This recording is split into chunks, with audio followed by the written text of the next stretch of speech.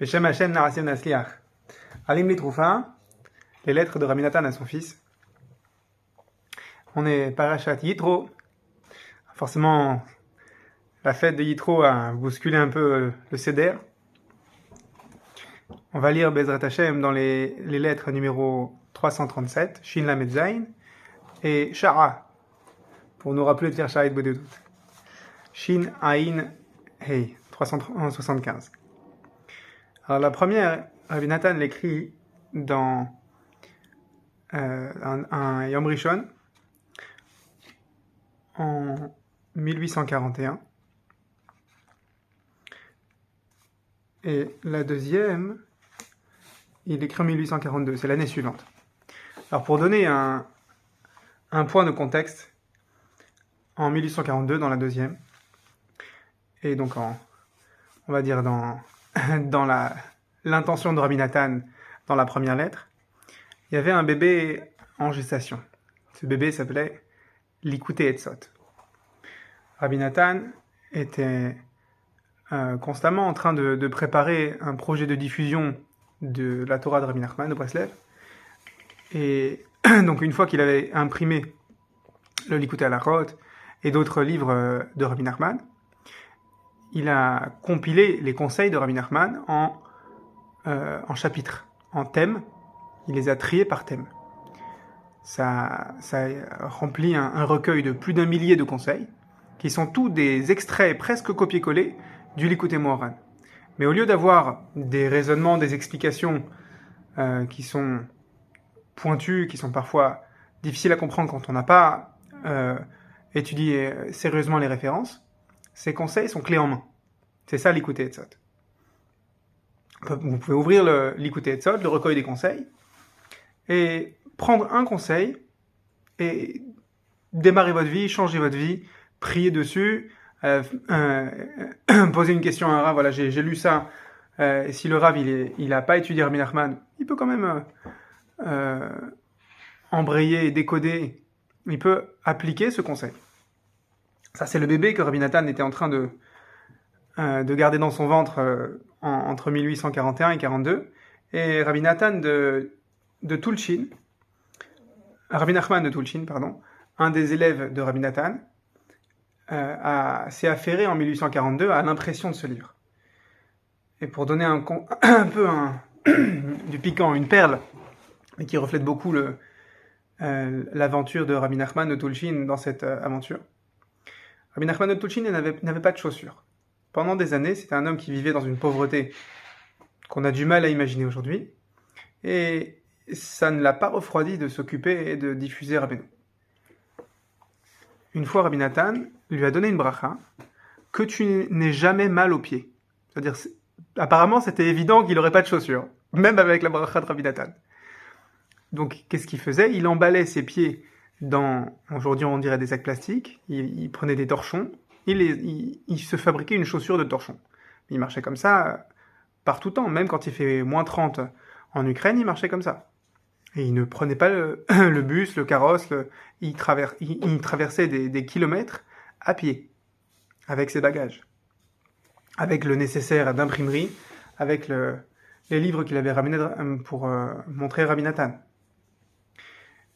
Lors de ces aventures, parce qu'il n'y a pas d'autre mot, Rabbi Nachman de Tulchin, donc l'élève fidèle de Rabbi Nathan, est hébergé chez un étranger qui a l'habitude d'héberger des passants. Et il faut comprendre qu'à l'époque, l'Ukraine est frappée par une vague de répression anti-Breslev, comme on l'avait déjà vu, motivé par Rav Moshe de Savran, qui était un tzaddik on va dire en son mérite propre, mais une mouche l'a piqué. Et donc cette vague de répression était active dans tous les foyers juifs. Et cet homme qui a l'habitude d'accueillir des voyageurs, donc qui est quelqu'un qui investit sa vie pour le chesed, il accueille des voyageurs inconnus. Il voit Rabbi Nathan de Tulchin, il lui ouvre sa maison, bienvenue. Maintenant, comme il y a cette vague de répression, alors il faut quand même poser des questions, parce que si jamais le KGB de Savran découvre qu'on fait du chesed avec un Breslever, même par erreur, on peut avoir des gros problèmes. Alors, le monsieur s'y porté vers le chesed fait l'interrogatoire habituel à contre-cœur. T'es pas un Breslever, hein? Et Rabbi Nachman de Tulchin dit « Comment tu peux croire que je suis un Breslever ?» Alors, il veut pas dire non, mais il répond par la rhétorique. Et il reste pour passer la nuit. Et le bébé du maître de maison commence à pleurer. Alors, le papa va pour calmer le bébé.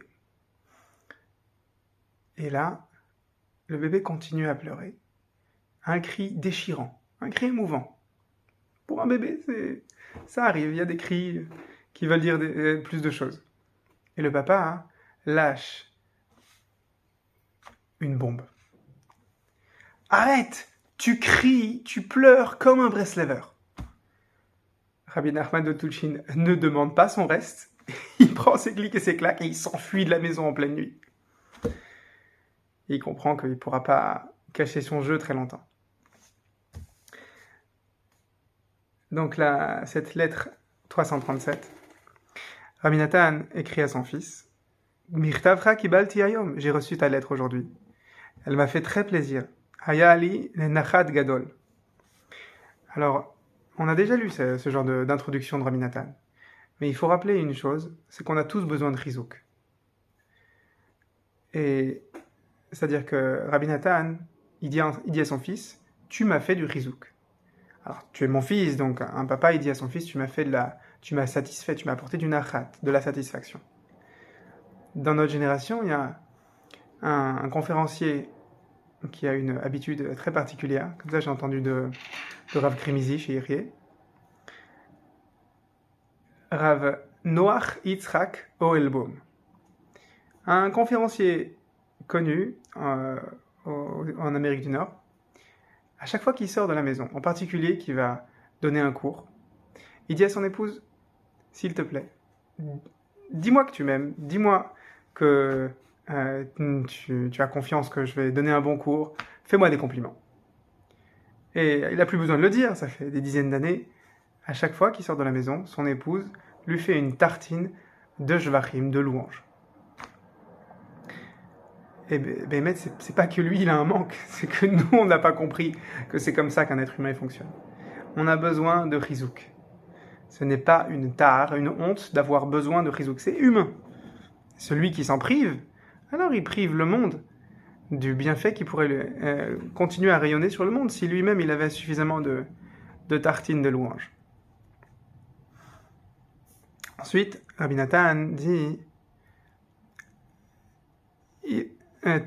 sache que Scharcha kaful mina shamayim. Sache que ton mérite est double dans le ciel. C'est la lettre que Rabbi Yitzhak a envoyée à son père parlait du Srut Arabim dont Rabbi Yitzhak s'occupe.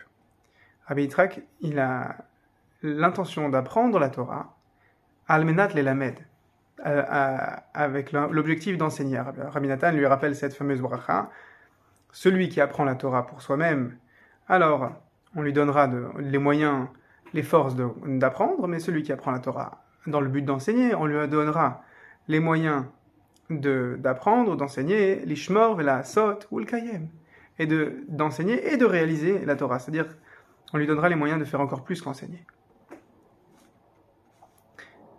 Et alors là, il faut rappeler une notion qui est pas l'apanage de Breslev, mais dont Rabbi Nachman met à l'honneur pour qu'on étudie, pas sérieusement, pour qu'on étudie dans l'intention de passer un relais.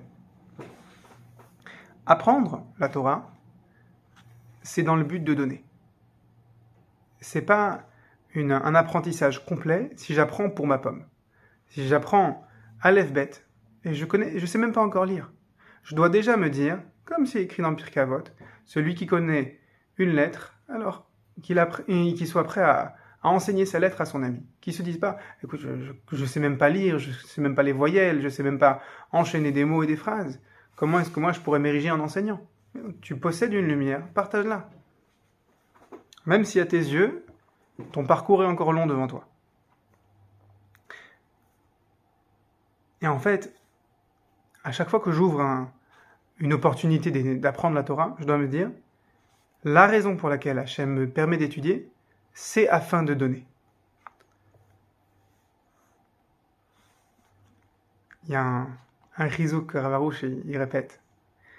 Celui qui est occupé au Zchut Arabim. Alors, apprendre pour enseigner, c'est une chose. Maintenant, il y a un niveau plus poussé, c'est de diffuser la Torah. Alors aujourd'hui, ça peut se faire avec on transfère un message WhatsApp d'une photo, d'une vidéo qui contient un message à 1, 2, 3, 2000 personnes, quel que soit le nombre.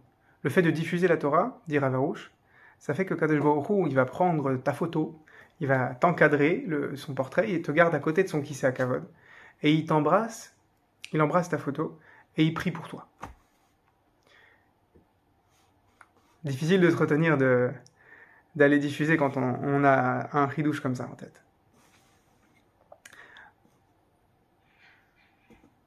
Ensuite, Rabbi Nathan décrit à son fils le voyage qui lui reste à faire, parce que là, il était pas à Breslev dans sa maison, il était dans la ville d'Ouman, au Tzion de Rabbeinu.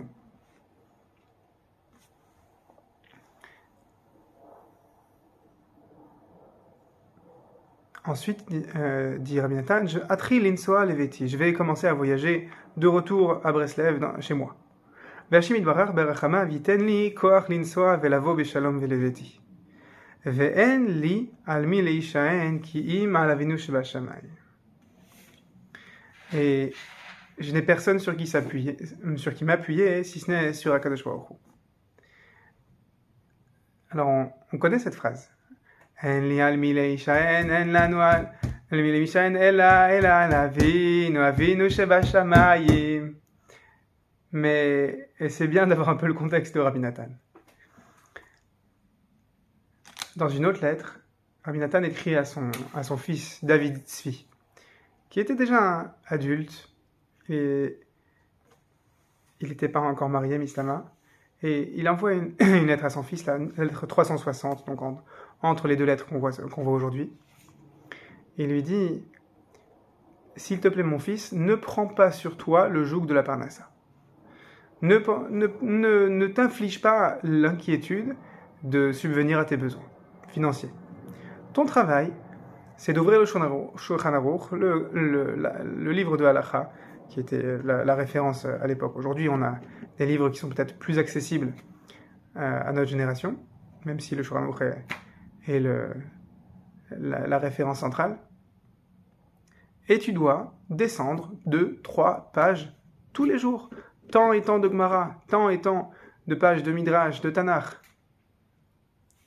Et l'inquiétude de comment tu vas payer pour tes besoins, c'est sur moi que ça repose.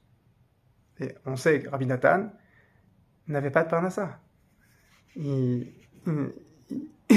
attendait de vendre des livres de Rabbi Nachman, il attendait des dons à droite à gauche, mais il n'avait pas un salaire. Il n'était pas un commerçant avec des entrées et des sorties de marchandises. Et pourtant, il dit à son fils, appuie-toi sur moi. Comment il peut dire ça? Parce que Rabbi Nathan, il s'appuie sur Akadosh Baruch Hu. C'est une notion, le Rambam, il le dit déjà, le mari, il doit s'appuyer sur Hachem. Et c'est comme ça que sa famille peut s'appuyer sur le papa, sur le mari. Alvaï, qu'on puisse marcher dans les pas de Rabbi Nathan. C'est un exemple qui doit nous éclairer. Ensuite, Rabbi Nathan a joint une deuxième lettre à cette lettre qu'il écrit à son fils. Et une deuxième lettre qu'il adresse Lechol Anshe Shlomenu Be'ahava Rabba. Je vous salue avec un grand amour à tous les gens de notre communauté, Breslev, où qu'ils soient, notamment dans la ville où habite Rabbi Yitzhak, son fils. Et il leur dit, il leur parle de l'entreprise de Rabbi Nachman de Tulshin. qui est parti pour imprimer le Likutei Etzot.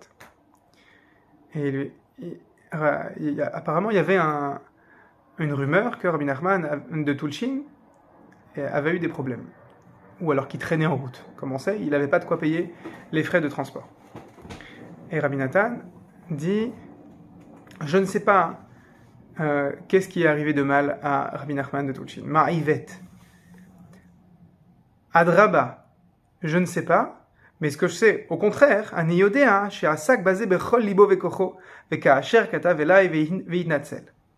Comme Rabbi Nachman de Tulchin m'a écrit, il s'investit dans cette entreprise de toutes ses forces et comme il me l'a écrit, il a été sauvé. Alors, j'ai pas fait le lien dans les dates. Est-ce que c'est à ce moment-là qu'il s'est enfui de cette maison ou est-ce que c'était une autre mésaventure qu'il a rencontrée? Certainement, il en a rencontré des cocasses. Et ce que dit Rabbi Nathan, c'est tout simplement, j'ai pas de preuves, mais vous connaissez l'individu de qui on parle, alors jugez-le positivement.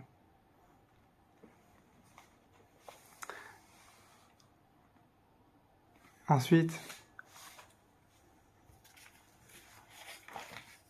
Rabbi Nathan conclut sa lettre. On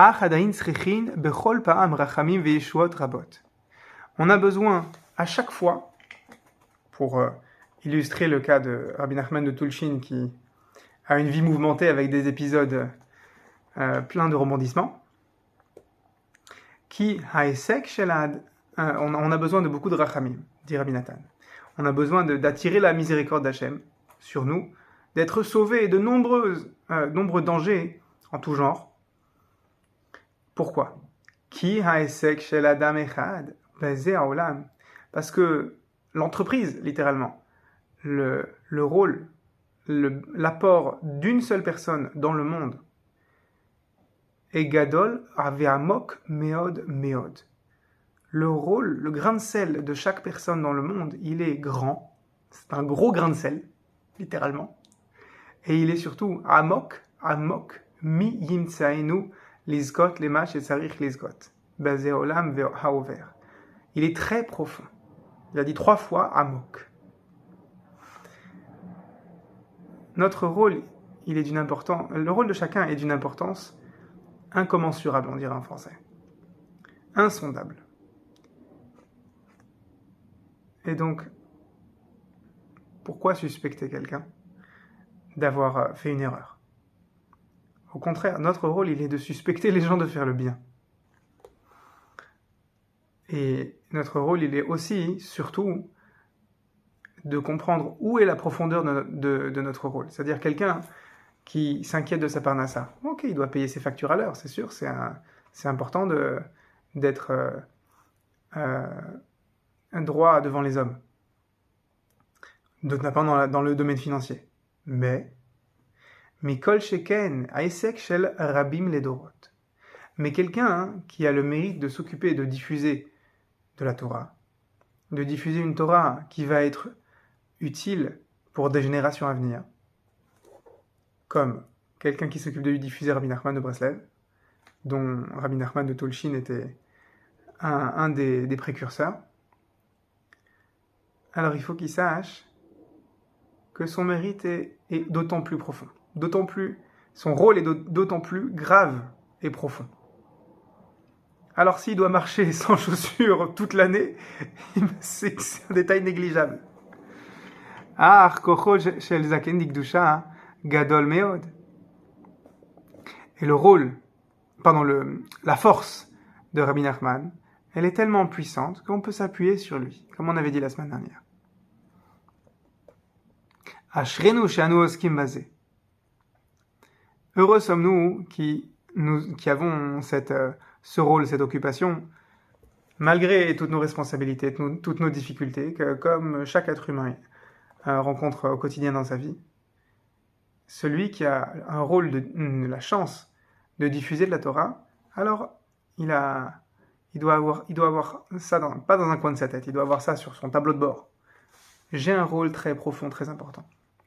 Et malgré ce rôle vertigineux d'importance, Lo ya'azov otanu leolam, Akadosh Baruch Hu ne nous abandonnera pas jamais. Alors il faut avoir confiance. Bitrou Bachem, dit Rabbi Nathan. La shavik vela shavek. C'est l'araméen, il conclut par une phrase en yiddish. Un take fared hap. Traduction. Uvechol zot rak simcha. Et malgré tout ce que je t'ai dit qui fait peur, qui devrait t'obliger à te remonter les bretelles, à te redresser sur ta chaise, il n'y a que de la simcha. On dirait, toutes ces choses importantes que je t'ai dites ne sont pas une excuse pour arrêter d'être besimcha, pour relâcher ton effort de rester besimcha constamment. Dans la lettre 375, donc Rabbi Nathan il écrit cette lettre un mercredi, On ne sait pas de quelle ville il écrit. Il écrit encore à son fils. Mais surtout, il écrit à Tou Bishvat, qu'on vient de passer en début de semaine.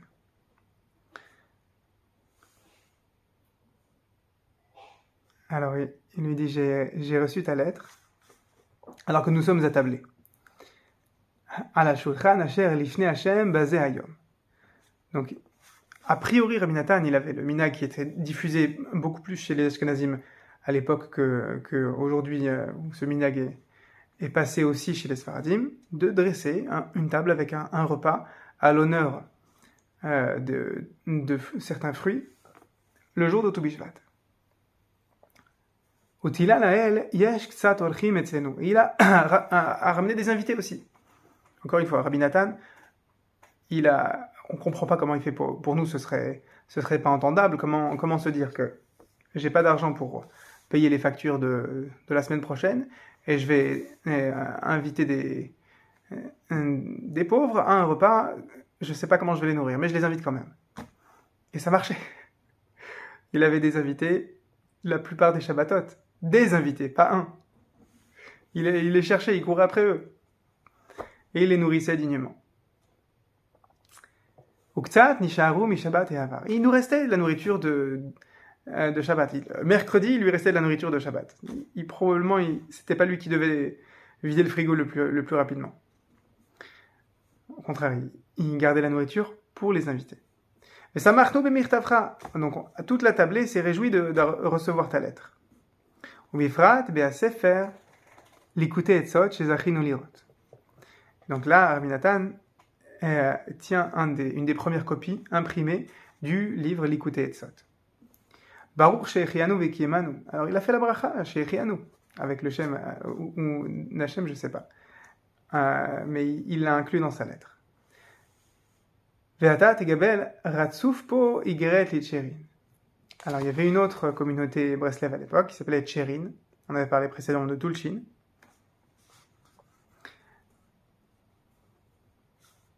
Et Rabbi Nathan demande à son fils de transmettre une lettre là-bas.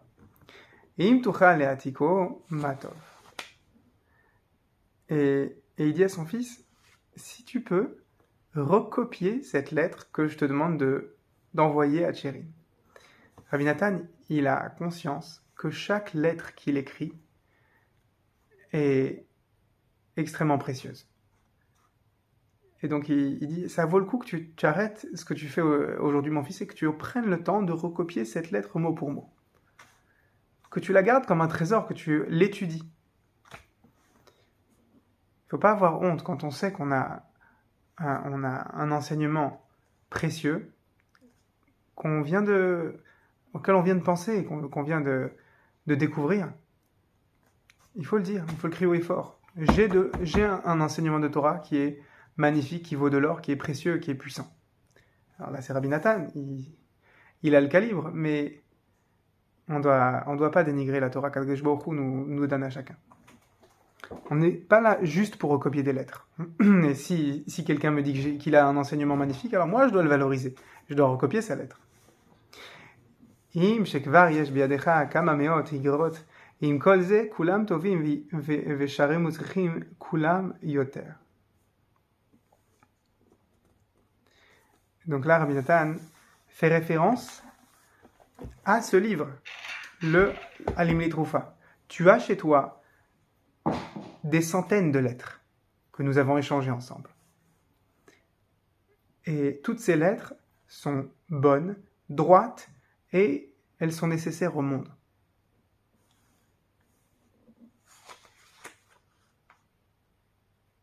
Donc on va conclure sur ce point.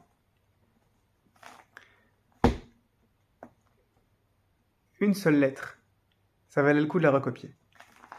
Rabbi Nathan dit ailleurs, si vous trouvez une seule page d'un livre de Rabbi Nachman, ou une lettre de Rabbi Nathan, qui contient les enseignements de Rabbeinu, et vous n'avez que ça, comme c'est arrivé à Rav Israël Dovodesser dans sa yeshiva, quand il ne connaissait pas encore Breslev, il a trouvé un livre de Meshivat Nafesh déchiré à la Gniza.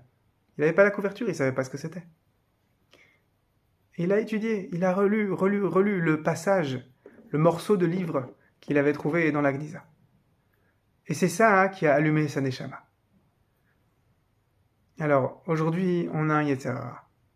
On a trop de choix. Vous rentrez dans une petite section Breslev, dans une librairie de petite taille en France, vous aurez plus de livres que ce que vous pouvez lire en un an. Et le conseil, la posologie de Rabbi Nathan, c'est prenez un livre et sachez qu'avec ce livre-là, vous ne pouvez pas sauver simplement votre vie, mais le monde entier. Pas avec un livre, avec un chapitre, avec une seule page de ce livre, vous pouvez sauver le monde entier. Chez Nizke, chez Nahamid.